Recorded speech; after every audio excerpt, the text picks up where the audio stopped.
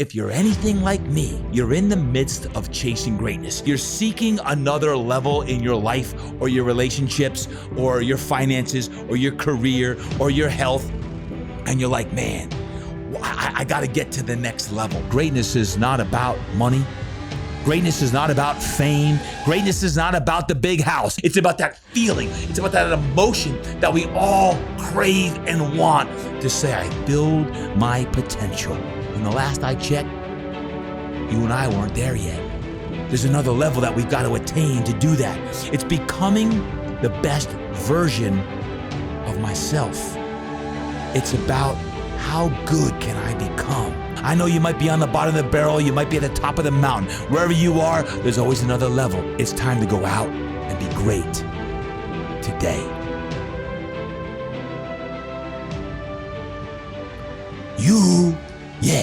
You know this. Is the sun up?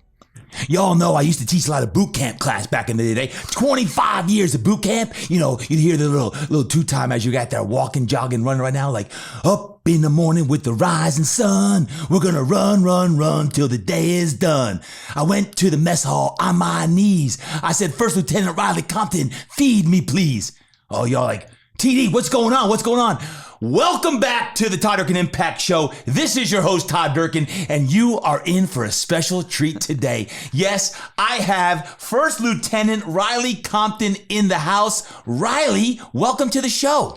Todd, thank you so much for having me. What an introduction. Did you like that introduction? Brings me back to officer candidate school and the early mornings. Did you feel like you were back in boot camp and like, man, all that, those days when you were going through the grind? I'm looking for what rank you are. You're my sergeant instructor. Yeah, what do we got going on? What's the dynamic? We're going to talk about that today. Guys, you got to hear this story of Riley.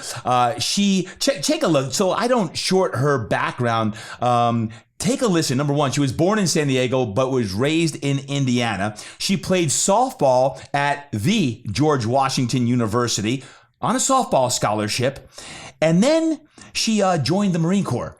And just 2021 was named the Female Marine of the Year. Let me repeat that. The Female Marine of the Year. Out of all Marine female, she's the Marine of the Year. That's pretty awesome.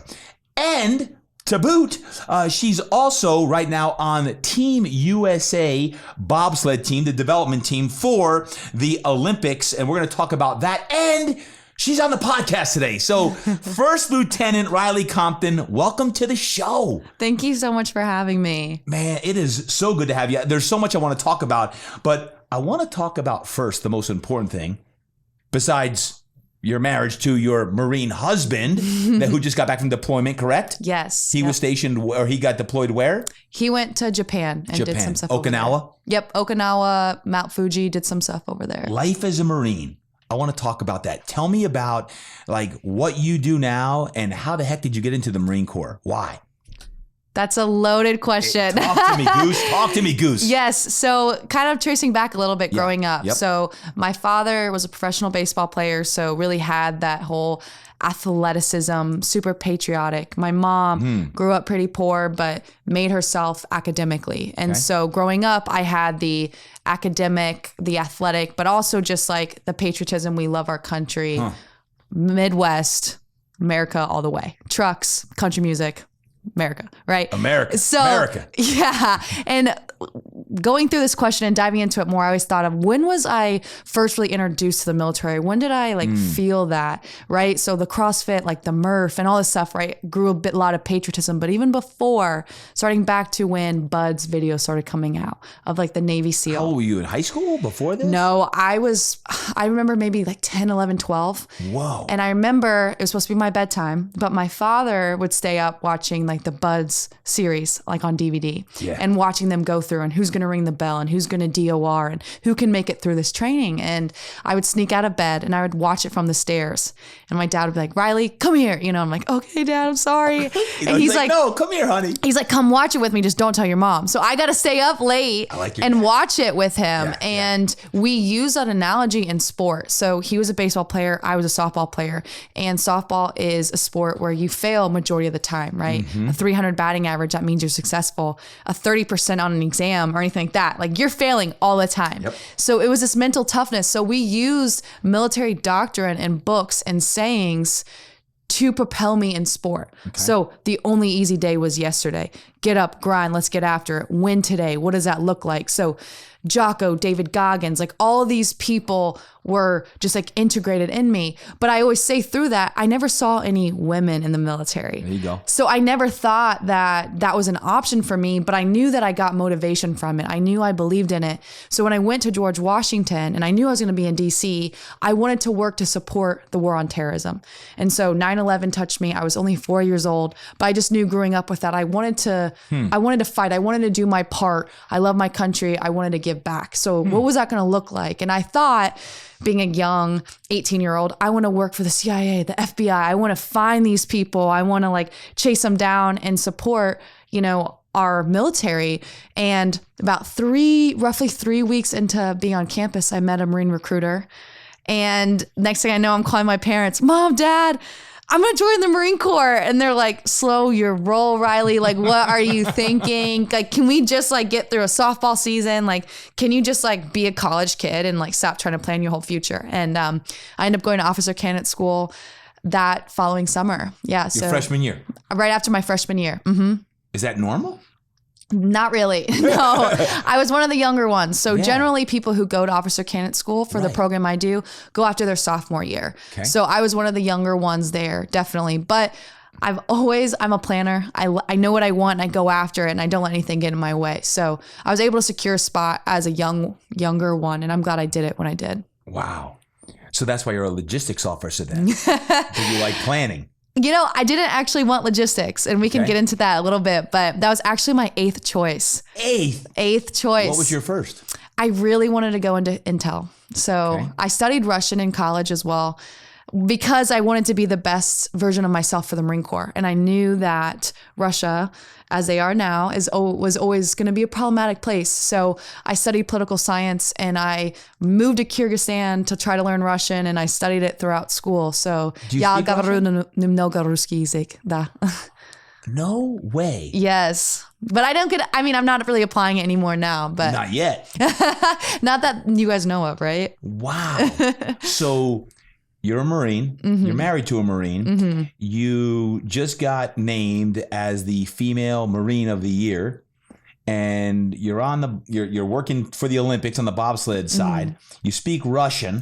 What don't you do? I like to always challenge myself. I like to set goals in all kinds of ways: the academic, the sport, everything. So, what's your actual role with the U.S. Marine Corps? Mm-hmm. What do you do now? So I've been deemed an 0402 logistics officer. So logistics, though, as it sounds, is encompass a million different things. Yep. And so my job looks different every day. But overall logistics is how can I get people from point A to point B the fastest, talking about getting Marines or packs, getting gear, cargo, personnel, and not just the deployments, also exercises that we have and those kinds of stuff. So that's my overall realm of expertise. But as an officer, that means paperwork. That means taking care of Marines. That means overseeing them.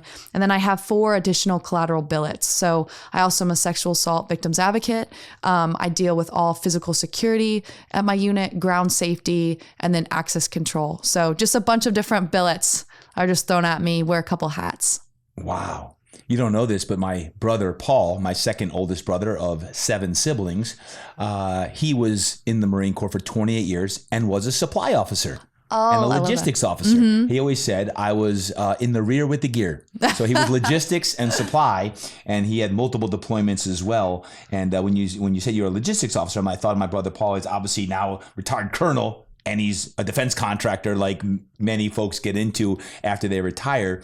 Do you have the desire at this point in your career to make the U.S. Marine Corps a long-term career, or is it you'll do your duty and then get out? Where are you at now? I absolutely plan on making it as long as I can in the career. And I say that I have the goal and aspirations to do 20 years. However, being dual active, I know that my husband already is dead set on 20 years. Like he's wanted to do this since he was like in middle school. Wow. He was like one of those weird kids that did the Sea Cadets like early on when he's like scrawny and small and is like, I'm going to be in the military. So this is what he's wanted to do his whole life. So I support him. But, you know, with my faith background and wanting to have a family eventually, you know, I'm just going to let God lead me. But right now my desire is to stay in the Marine Corps and be hopefully a colonel one day and see where I can get. And how old are you now? I'm 25 right now. 25. You are so wise beyond your years. Gosh. It's great to hear like that someone wants to serve this country at the level you want to. Any desire to go into politics? That's so funny. So I interned for a congressman in DC for roughly 6 months, and he had Fort Hood in his district. So it was Texas congressman, and I really enjoyed that, but it taught me a lot. There's certain things I loved about it. There's certain things I didn't. And to be honest, I think if I ever got into politics, it would be local because I want to be living amongst the people and like having my laws or rules that we're working for, initiatives like affect myself and people where I could see it. So I've definitely thought about it, and I've talked to my husband about it, especially to say, you know, this is something I could see myself damper into, but we'll see where the Lord guides me eventually. I'm just saying, the world needs some strong leaders. And when you come from a military background and you speak Russian, I don't know. You never know what's going to happen. That's really, really interesting. I say thank you for your service to this country and all the men and women who serve this country. So admirable. And little did you know when you were watching the Buds training with your dad as a young girl that you would eventually make that a living as a U.S. Marine. What did it mean to you when you were named the Female Marine of the Year? Yeah, so I just want to make sure I'm female athlete of the year. So yeah, it was more in the athlete perspective, but I literally brought tears to my eyes. I remember I was leaving work that day, and it was actually a very challenging day at work. So I got off at like 18:30. So it was pretty late, and I was walking out of my office, and I got a phone call from one of my contacts over at headquarters Marine Corps who works for Semper Fit, and she had called me and sent me a message of the picture with like the title, like Female Marine Athlete of the Year. And it just brought tears to my eyes. I stopped and I called my husband. He didn't answer because he's obviously deployed, but Japan different hours, but I was like, maybe he'll answer. He didn't.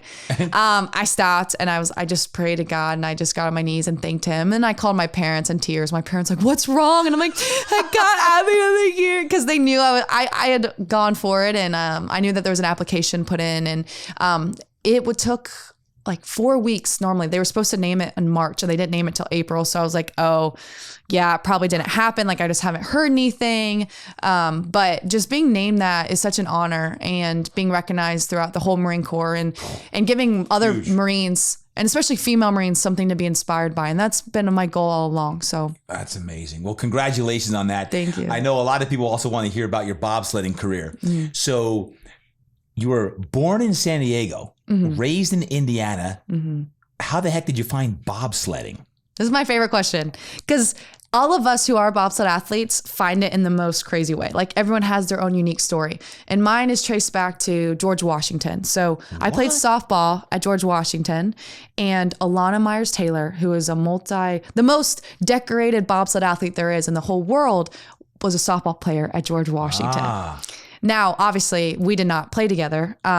She's a little bit older than me, but she's still active. She actually just won 2 medals in this previous Olympics, a gold and a silver. So she's the bomb.com, and I super look up to her. So back in around 2018, after they had just won a medal in Pyeongchang, they'd come to George Washington to give a speech, and they specifically talked to the softball team.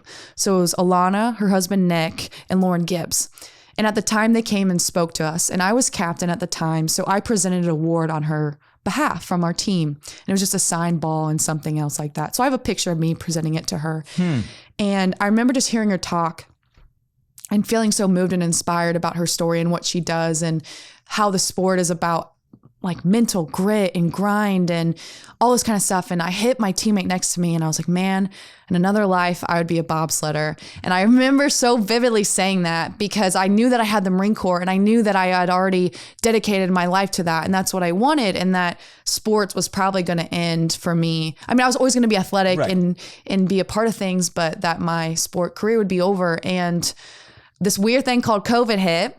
And I was going to join the Marine Corps softball team because I was like, cool, I'm here. I'm ready to go. And it got shut down because of COVID. Well, what didn't get shut down was the bobsled combine. It just got moved to online.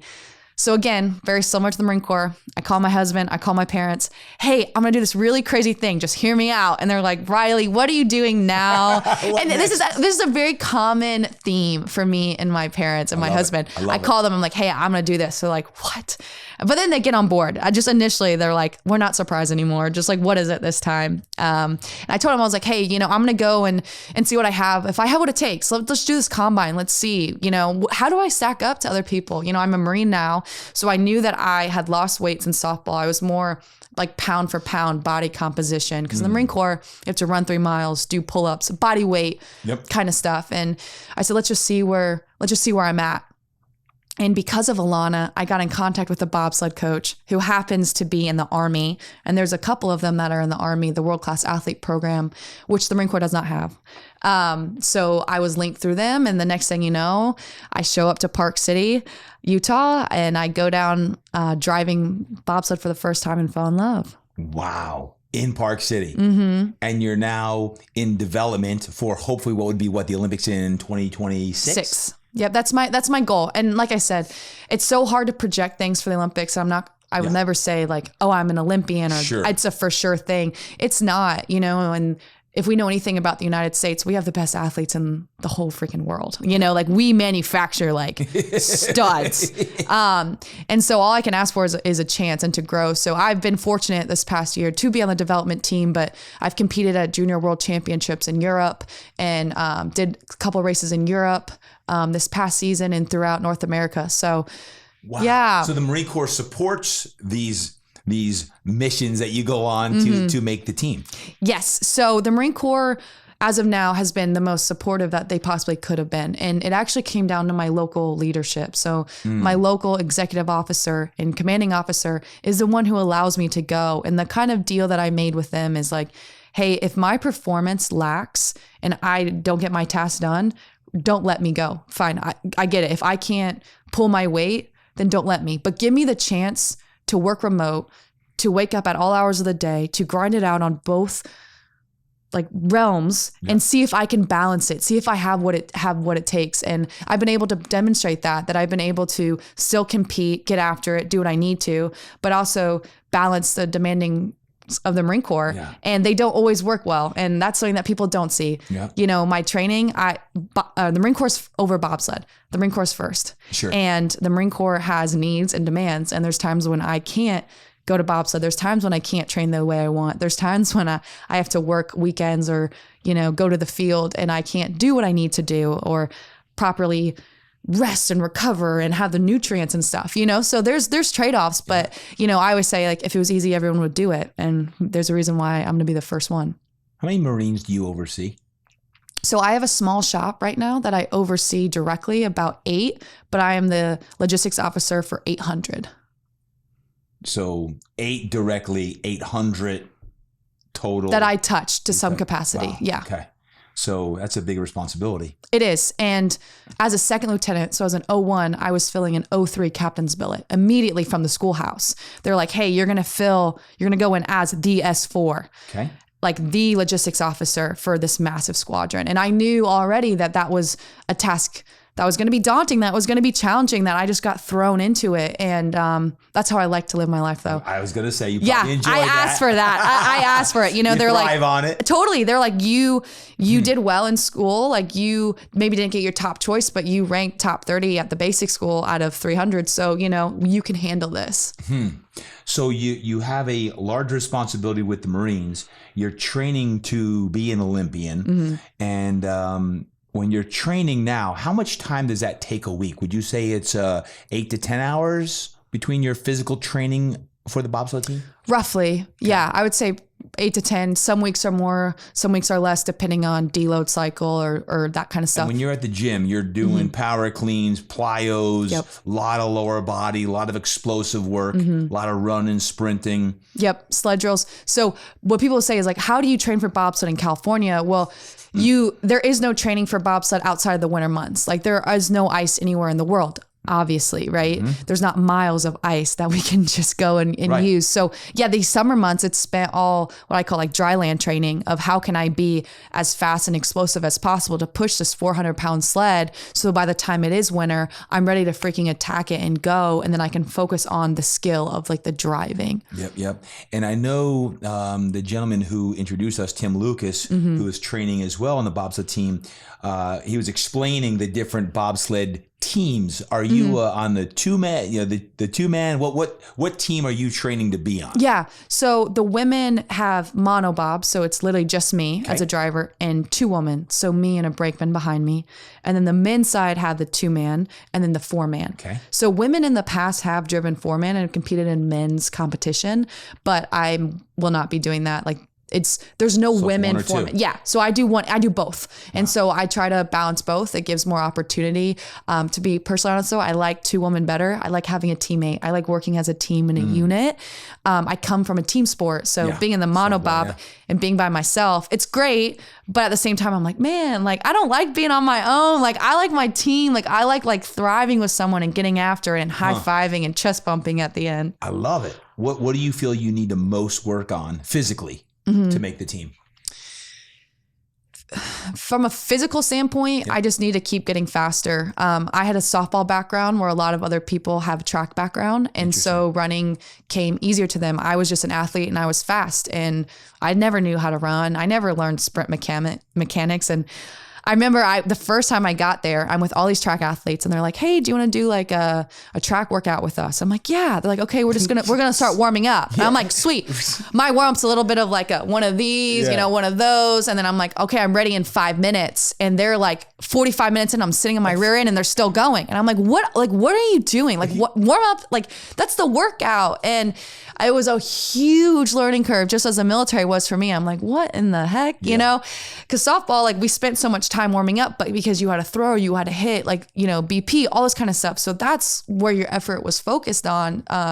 So I've come a long way in 2 years, but, always got to keep working. And then in order also to make it, I just need to get more experience. The only way to become a better driver is to drive. The only way to do that is to do it in the winter on different tracks. So Riley, we're in this series now called Chasing Greatness, right?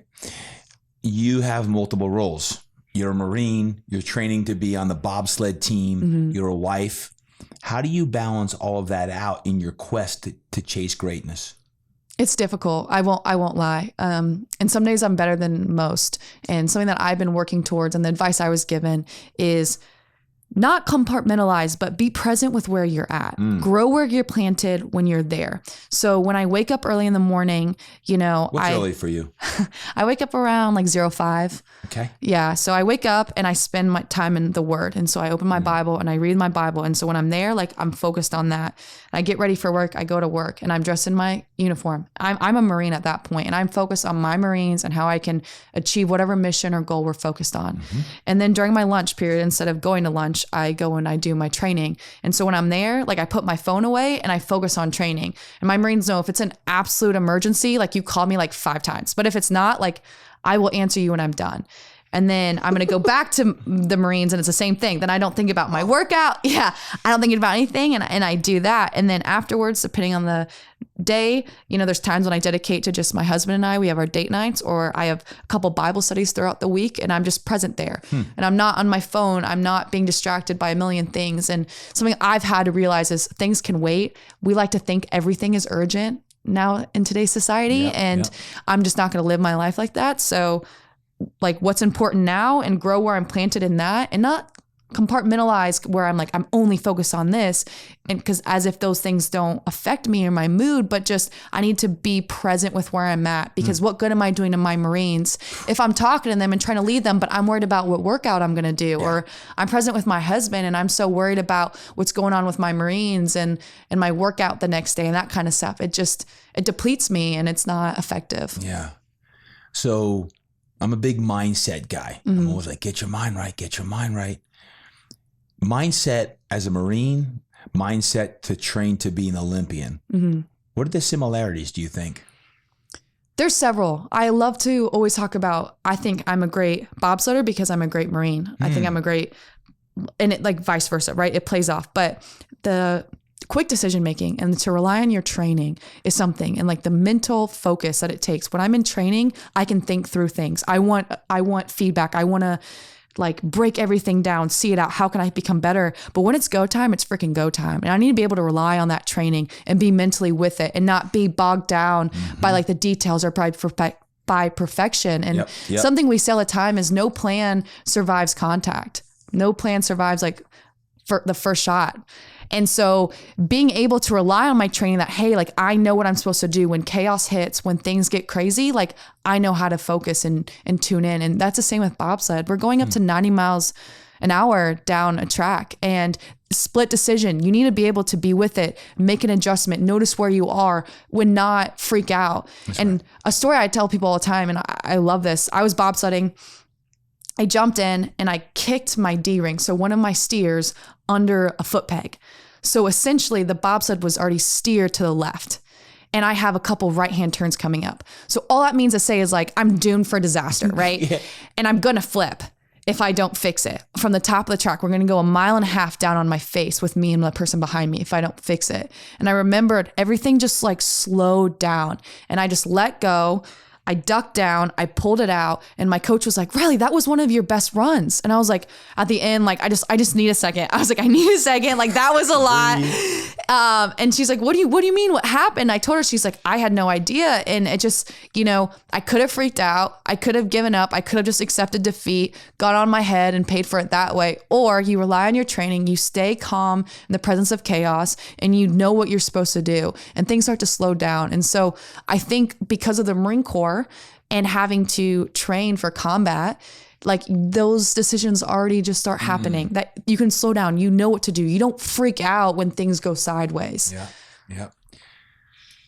Let me change the subject. Fear. What do you fear the most? God. I tell people I fear the Lord in a healthy way.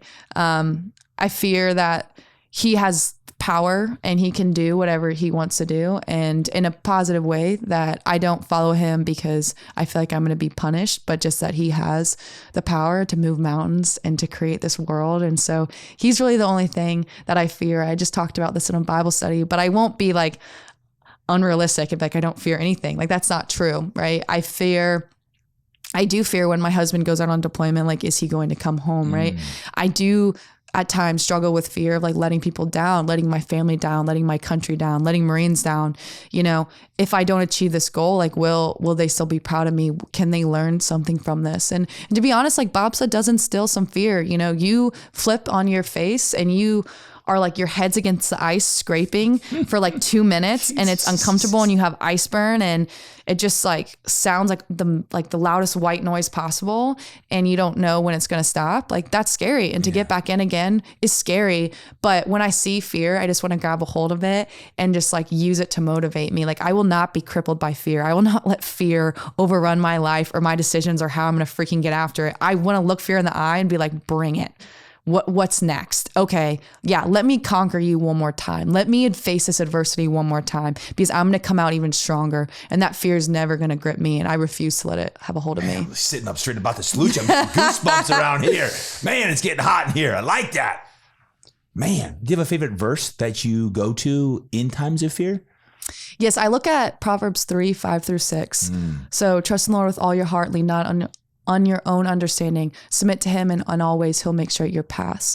And so all that really means to me is, okay, the Lord's got this. That. He's going to lead me. I just need to submit to him. So if I have that fear, I have that anxiety, it's gripping me, pray it out. Lord God, like hear me. Like I am fearful. I have anxiety right now. This feels like it's too big for me. Lord, help me. You've moved mountains. Help me overcome this fear. Give me that shalom peace where I'm able to just get through this in the presence of my enemies, in the presence of adversity. Help me lean through that. And that's something that I rely on heavily. Yeah, I love that verse. It's one of my favorite, right? Trust not on lean not on your own understanding. Lean not on your own understanding. Why so many times we get in our own head and try to figure out ourselves, right? Versus, trust in him.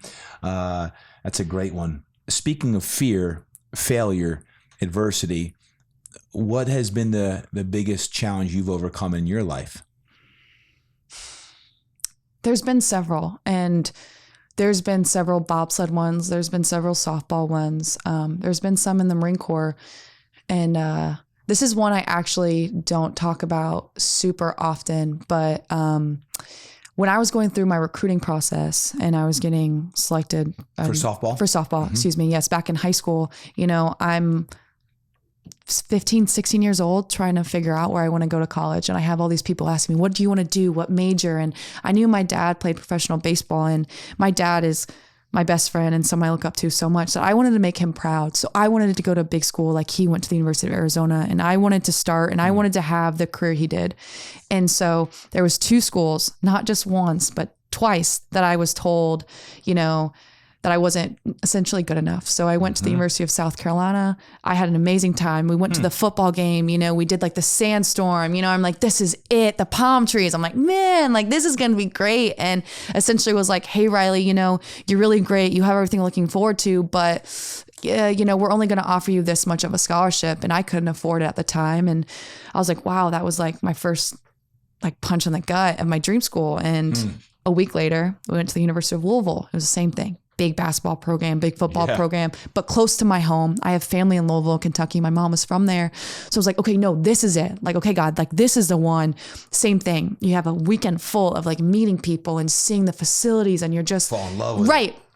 And Louisville, I had really good relationships with the coaches, and they loved my dad and my parents. And it was the same thing. It was like, hey, Riley, we really want you. You're going to do a lot here, but this is what we're going to offer you. And what that feels like to be like, you think I'm only worth that much. And like, I can't afford this. Like, really, like, 10%, 15% in books, and it's just, it broke my heart. It broke me. I saw because it broke me, it broke my dad. And it was a major, what felt like a setback of like, am I good enough? Like, man, like, I got to this point, I'm still a child. I'm like, just got my driver's license, and I'm like, what am I going to do with the rest of my life? Like, I've failed my father, like all this money and time that they've put into me to progress me and be who I want to be. But all along, like, those doors had to be closed so God could open George Washington. Because when I first heard George Washington, I'm like, what is that? Like, okay, it's a president. Oh, is that even Division I? And next thing you know, if I didn't have George Washington, I wouldn't have the Marine Corps, which means I wouldn't have my husband, which means I wouldn't have bobsled, which means I wouldn't be here in this room talking to you. So it's, God closes doors on purpose so other ones can be open, but it doesn't mean that doesn't hurt. It doesn't mean that you didn't fail, and a big thing I had to get over is that my dad was proud of me either way. I needed to do things for me and not do things to like please him, which was something over time. But as a young girl, your daddy's girl. Riley, you talked about your dad a lot today. I have a 14-year-old daughter. There's a lot of dads who listen to this show. What was so special about your dad? Because I love the way you talk about him. Yeah. Oh gosh, it almost brings tears when I was saying that, because I feel like he's going to be so proud listening. But I think what it was about my dad is he was my best friend, and my dad and my coach and everybody. He believed in me more than anyone that I saw from a sports realm. Like, my mom was always there, but my dad was my coach. Like, we just connected in a way that, we had our fights. We wouldn't talk to each other for days because I struck out 3 times or, something like that. And my mom would be like, Mom, and my dad would be like, Anne-Marie, and like, whose side is she going to take? Because we're not talking to each other. But it was just like his gentleness and kindness and how much he believed in me, and how like I was his biggest fan. And, my dad would tell me, he's like, like, you're my motivation to get up and get after it in the morning. And to this day now, as I've gone through the Marine Corps, he's done it all with me. And so you might be like, what does that mean? No, my dad's not a Marine. But when I went through officer candidate school, he found and asked people, what are some of the things I'm going to be doing? And while I couldn't talk to him for 6 months or 6 weeks, he was doing some of those exercises. He was doing the PFT. He was doing an obstacle course, not the same, but something that he was doing so he could mirror me. Or he runs 3 miles every week because he knows in the Marine Corps, we have to run 3 miles. He's like, if you're doing it, I'm going to do it with you, bud. So much so that he got in the back of my bobsled week 3 of me ever giving a bobsled, and I crashed him. Yeah. And he's like, I'm never doing that again. He's like, he was 50 years old and he was like, this is terrifying. Like, this is crazy. Like, you're crazy, but I'm so proud of you. And because I crashed him, I got right back up and I went again with someone else and I didn't crash him. I'm like, Dad, I'm sorry. You got the worst one. Oh my God. But we just do everything together. I trust him. I call him almost every day, him and my mom.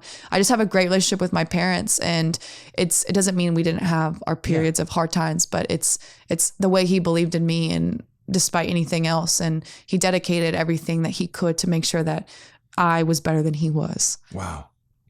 That's awesome. I love hearing about that. And how about speaking to the young girls? Mm-hmm. If there's a young girl, let's say she's 14, 16, late teens listening in, what advice would you give that young girl today? And you're not that far removed, but it's a different era now. Like, you got social media, you've got identity, you got parents. Sometimes you're questioning, just where do I fit into this family? What advice would you give that young girl specifically? So yeah, I would definitely say is life is hard, and I don't want that to be taken lightly. Mm-hmm. And it has been hard, and social media and wanting to fit in and be liked and the fear of missing out and all this stuff, you can feel pressured of who you're supposed to be. And I think my advice would be really ask yourself, who are your role models and who are you looking up to and why? Are you looking into that influencer? Are you looking up to that, like, fill in the blank? And I'm not saying those are terrible, but what are you basing your self-worth on? Is it how many friends you have? Is it how many likes you have? Is it, did you go to prom with like the guy you've always wanted to, right? Because as girls, that tends to be our world. But instead, like, I wish I would have like been asked a tough question, like, who are you looking up to and whose life are you trying to mirror and why? And if I would have been asked that, I would have quickly found out that at the time my goals were not the way they should have been. Now, as a softball player, there's nothing wrong with looking up to some softball Olympians, Jenny Finch and all these people, like, wow, I want to be like them, right? But why? Do you really want to be like them? Or do you like just that aspect that they had, right? To where now if someone asks me, like, who's your inspiration? Who's your model? Who's your goal? It's Jesus. How can I live my life the most like him? And then all those outside things don't matter. How can I get the most likes? Or am I invited to this? Or do I have the most friends? Do I have plans every Saturday night? Those things start to like decrease and come away. But as a young girl, when you're trying to figure out who you are, society's tainting us on where our values should lie. And I just really encourage, girls to get like up close and serious and ask those hard questions. Who do I look up to? Why? Would I switch places with them? Why? Is it because they're on TikTok and they have money? Or is it because they have the right values and morals that like I want to imitate in my life? Would you consider yourself a role model? I would. Absolutely. And that's been my goal, is how can I guide young women and empower women? And I'm not saying, you can't make the same mistakes I have, but be vulnerable and personal and be like, hey, I wasn't always like this. I made my fair share of mistakes, but hey, like, come along with me. Let me guide you. Let me show you what it can look like. Personally, I don't drink alcohol. That's a personal decision that I made. I don't curse. That's a personal decision I made. I want to get after it and be the best version of myself. I want my body to be an absolute machine. I want to achieve things people never thought I would. I want to be present where there is no one present right now to pave the way.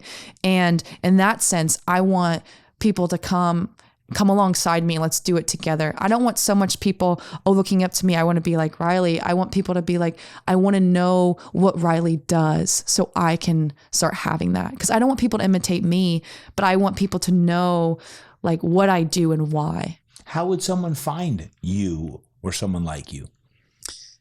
So me personally, I can be found on social media. I only have one social media on purpose because one place, I don't want to get overwhelmed with it. So on Instagram, Riley.Compton. So Riley Compton's my name, but Riley's been a nickname of mine. And Riley Compton was taken. Right. So you can find me there. I actually respond to every single message, email, unless it's like a creepy one and you're getting deleted. I'm sorry. But I always do that. I've talked to several young women who's interested in the Marine Corps, even young men, what that looks like and stuff. And that's how we can connect. Or where could you find people like me? Definitely just look at people that are doing goals and things that you want to do. I would also highly recommend looking at the church and who's like strong women that are advocating in the church, or who are other women in roles or positions that you would want to be in eventually, and, you know, ask for mentors, ask for help. You know, it's all about who you can connect to who. Yeah. I'm here because of a connection that we share. Right. And he was like, hey, you gotta talk to Todd. I'm like, I'm so glad we did this. Right. But who do you know, and how are you uplifting them? How are you bringing them along? And that's what it's about. Yeah, no, that's so good. So good. So I'll put your handle in the show notes. That's for sure. And what about the gal who says, well, I don't want to go into the military or to the Marines because that's for guys, right? Because probably there's a lot of young girls like, I would never be a Marine. That's what guys do. And they're 16, 17. They're looking for a deeper purpose. Mm-hmm. And maybe they find it through the church. You found it through church and through another team called the Marine Corps. Mm-hmm. What would you tell that young gal that it's a really viable way to not only serve your country, but to be part of something really special? I think the military as a whole has gotten a lot better of like female engagement. Mm-hmm. The Marine Corps, we're struggling a little bit. We always do. We're always like the last of the party. We have roughly... unless it's a war and you're then we're the first one, right? Yeah. Marines are first in, let me tell you that. We going. Let me tell you that. We're in every climb and every place. Right? But, you know, that's what I thought. I thought the Marine Corps was, you know, never a place for women, but... because roughly 5% of officers in the whole Marine Corps are women, but it's 5%, but we're getting better. We're growing. And just because actually one of the things my dad and I talked about is if not you, then who? And that's something that was always resonating with me. Well, if you're not going to do it, then who else is going to do it? How else is it going to change? And oh, by the way, you think it's so male dominated that you can't do it. There are plenty of people who have done it before you and have done it amazingly. I got to meet your dad. He's a good dude. I can tell. This is awesome impact. Yeah, you remind me of him. When I heard you talk, I was like, your energy and like you're great. Like that is like my father. That's awesome. But yeah, no, it's not just a place for men. There are so many women. My boss is a commanding officer and she's a female and she's served over 20 years. Wow. I know a colonel who I had crossed paths with, and she's been in 25 plus years, and she's a colonel, you know, female, getting after it, was the first woman to do this, was the first to do that. And now there's it's a good thing there's not as many firsts, because it's now a thing. It's now regular. And I would say, yeah, I get it. Maybe some women don't play war when they're younger and want to play pow or, you know, Nerf guns and go to war. But there's other supporting roles also that the military does that isn't just shooting at somebody. I think you're a great role model. Great role model for not only young girls, but people who want to be strong leaders and look for something special with their life. We talk about impact all the time of you've got multiple things going, and I love it. I had a strange thought while you were speaking. Have you thought of ever writing a book? I have not. No, I've read a couple books that some of my teammates and people have. I've read Goggins's book. I've read Jocko's books. I'm very motivated by them. I'm not opposed to it. My story's not finished yet. And I have so much more I'm going to achieve, and I know I will. And so as many accolades as I feel like I've had, I feel like I haven't even crossed what the Lord has in store for me. And there's so much more I want to do. And so I want to wait a little bit until I have that story of, you know, Olympics, maybe, maybe not. Politics, maybe, maybe not. But I know, I can feel it, that I'm being prepared for some war or some battle that's coming, not like an actual war, you know, but metaphorically. Let me ask you this. If you were to write a book now, what would it be called? I know you don't want to write a book now, but if you were to write a book now, what would the title of that be called? I already got it for you, by the way. Yeah. What do you got? The Life of Riley, Unfinished Business. Oof. The Life of Riley, Unfinished Business. Because our lives are never finished. You think until I accomplish what I want, but here I am just north of 50, and I got a long way to go. And I've written several books now, but like you never finished product. So you're at 25, half my age, thinking, man, I got a long way to go. You do. But our lives are never, ever done. And I look at some of the accolades that you've achieved to this point. I think there's a lot of young gals that need great mentors, and you're a great mentor to a lot of the gals already. But I'm not saying you should write a book, but even this podcast is serving as hope and inspiration for, maybe it's a dad right now listening in. And we got a lot of dads, a lot of moms who listen in, and they're like, oh, I got to have my daughter McKenna or someone listening to this. Is our lives are never finished because we think we got to make the Olympics or we've got to get to 20 years in our career. And it's like, We're never finished. It's those disciplines that Yeah. Marines have, that you have. You get up at 5:00 in the morning, getting to work for 30 plus minutes or whatever you do, and you train like a mad woman at lunchtime. Do you even eat lunch, by the way? I do after. I'm always hungry, Yeah. but yeah, I have to adjust. But that's a time that I saw an opportunity where we're allowed to leave, and so I'm like, well, I've got to make the most of my time. But I think something you just said, and it brought me up to it, was I'm looking for the next hard thing constantly. Okay, my ceiling's here. I just accomplished this. How do I push that ceiling? What's next? What's the next hard thing that I can do and put myself through? And that's what I continue to strive for. And I think that's what we all do. So that's why it feels like it's unfinished. It feels like I haven't done it yet because I'm never going to settle. It's never enough in the sense of like that, like hungry lion that I have inside. Where do you find the most joy now in this process?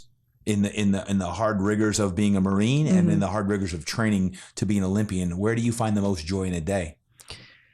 I find the most joy when I'm able to share the word and know that I've impacted someone's life. So we have a Bible study on base, and we meet on Wednesdays, and you get a free burrito if you go from Ramon's. I know. Free food is and good. we like, hey, you get a free burrito. You just gotta come hang out with us for a little bit. And they're like, oh, what we're gonna talk about? Like, I don't know. And being able to like see Marines from my unit, see Marines across the stage, or they recognize me. They're like, wait a minute, you are the Marine Female Athlete of the Year. Wait a minute, you're an officer and you're calling me PFC by my first name? I'm like, yeah, because in here, we're brothers and sisters of Christ and we can relate. So what's going on with you? How can we do this? And that's truly what brings me the most joy, is how I can bring people, or, hey, something's different about you, or, man, I didn't know, like, I was like, hey, Devil Dog, I didn't know that you were a Christian. Well, yeah, I just never talk about it. But in my office, you see a Bible, you see the verses, I try to make my life surrounded that that I love Jesus, so I can implement that. And even if I don't, seeing Marines like change and grow in a positive way of, hey, they were maybe broken, they came to the Marine Corps with some issues, but hey, we're growing, we're making them a better person, they're striving, even if they don't know it, because you're giving them love, you're giving them grace, you're giving them hope, you're giving them a future that can be rewritten from their parents or maybe the generations before. And I think a lot of times, even if you're not speaking about that, the way you carry yourself and the way we work, the way you speak to someone actually says a lot about, one's character and who you are and what you stand for. What's next for you, Riley? I know you've got a lot on your plate, but is there something you say, I'm always searching for what's next? What is next? What's kind of on your plate that's firing you up these days? Recently, the national team is going to be named in October. Okay. October 22. Yes, October 2022. Okay. So we have our team trials. So this will be my first year. I'm going to be competing on team trials. And what that means is I have a chance to be ranked within the USA bobsled team as a pilot. So whatever ranking I get can determine whether or not I make a national team. And all it means, it's a title, right? It means that you are supported, you are on the national team, like you did it. And that's been a huge goal of mine, because how do you make the Olympics? You can make a national team. How do you make a national team? By like qualifications, by going, by doing, by showing up, by grinding, by getting after it. And on team trials, these races, you freaking get after it, because it doesn't matter what you did last year. It doesn't matter how good you are overall. It means, can you bring it at this race and can you perform? And so it's going to be extremely difficult, to make a national team in 3 years as a pilot. And I by no means expect that, right? I'm not saying, oh, this is for sure going to happen, I deserve this. No, I don't. But I'm going to go and I'm going to freaking fight for it. And I'm going to see if I have what it takes, and I'm going to get after it. And so that's my big goal. I have my sights set on October, and every day I'm like, how can I make myself the best version of myself to get there and to make that dream a reality? And that means sometimes, hey, I got to freaking grind through my workout today. That means I got to eat properly, or hey, I got to not work out and focus on the Marine Corps because I need a job to pay for this. And I love my job, but like this stuff doesn't just happen. Oh man! And so that's my, throughout this year, that's my big goal that I'm pursuing. And can one follow your story on Instagram? Are you sharing some of this journey with people there? Guys, make sure you follow this story. First Lieutenant Riley Compton. She's a wife. She's a Marine. She's the 2021 Marine Corps Athlete of the Year, which spans all the way now into 2022. And she's doing so many great things. And Riley, I just want to say thank you for being here today. I can't wait to watch your journey as well. Thank you for having me, and everyone listening, thank you. I hope that you got something out of this, and please reach out. I'm really looking forward to hearing from y'all.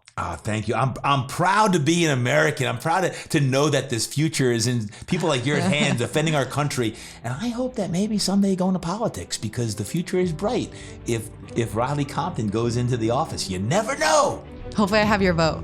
There's one. You got my vote right now. I'm declaring right now, First Lieutenant Riley Compton, you got my vote. Thank you. Thanks, Todd. Woo-hoo! Man, First Lieutenant Riley Compton. My friend listening today, I hope you enjoyed that episode.